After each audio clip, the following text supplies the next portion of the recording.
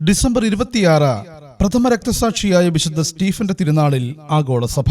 പെന്തക്കുസ്ത കഴിഞ്ഞ ക്രിസ്ത്യാനികളുടെ സംഖ്യ പെരുകിയപ്പോൾ വിധവകളുടെ സംരക്ഷണം ഉൾപ്പെടെയുള്ള സാമ്പത്തിക കാര്യങ്ങൾ അന്വേഷിക്കാൻ ശ്ലീഹന്മാർക്ക് സമയം തികയാതെ വന്നു. വിവേകമതികളും പരിശുദ്ധാത്മാവിനെ കൊണ്ട് നിറഞ്ഞവരുമായി 7 പേരെ തിരഞ്ഞെടുത്ത് അവരുടെ മേൽ കൈവച്ച് ഡീക്കന്മാരായി അവരെ നിയമിച്ചു. അവരിൽ ഒരാളായിരുന്നു സ്റ്റീഫൻ. കൃപാവരവും ഭക്തിയും നിറഞ്ഞിരുന്ന സ്റ്റീഫൻ അഥവാ എസ്തഫാനോസ് വലിയ അത്ഭുതങ്ങൾ പ്രവർത്തിക്കുകയുണ്ടായി. അദ്ദേഹത്തിന്റെ പ്രഭാഷണങ്ങൾ വിജ്ഞാനപൂർണമായിരുന്നു. അവയെ ചെറുത്തു നിൽക്കാൻ കഴിയാതായപ്പോൾ അദ്ദേഹം മോശയ്ക്കും ദൈവത്തിനുമെതിരായി ദൂഷണം പറയുന്നുവെന്ന് ആരോപിച്ച് യഹൂദ പുരോഹിതന്മാരുടെ അടുക്കലേക്ക് അദ്ദേഹം ആനയിക്കപ്പെട്ടു. പ്രധാന പുരോഹിതന്റെ ചോദ്യത്തിന് സ്റ്റീഫൻ നൽകിയ പ്രഗൽഭമായ മറുപടി അപ്പോസ്തല പ്രവർത്തനം 7-ാം അധ്യായത്തിൽ നമുക്ക് കാണാൻ സാധിക്കും. യഹൂദ ചരിത്രം വിവരിച്ച ശേഷം അദ്ദേഹം വെല്ലുവിളിക്കുന്നു, ദുശാഠ്യക്കാരെ, നിങ്ങളും നിങ്ങളുടെ പിതാക്കന്മാരെ പോലെ സദാ പരിശുദ്ധാത്മാവിനെ എതിർക്കുന്നു. പ്രവാചകന്മാരിൽ ആരെയെങ്കിലും നിങ്ങൾ മർദ്ദിക്കാതിരുന്നിട്ടുണ്ടോ? ദൈവദൂതന്മാർ വഴി നിങ്ങൾക്ക് ന്യായപ്രമാണങ്ങൾ ലഭിച്ചു, എന്നാൽ നിങ്ങൾ അത് അനുസരിച്ചില്ല. ഇതാ സ്വർഗകവാടം തുറന്നിരിക്കുന്നതും മനുഷ്യപുത്രൻ ദൈവത്തിന്റെ വലതുഭാഗത്ത് നിൽക്കുന്നതും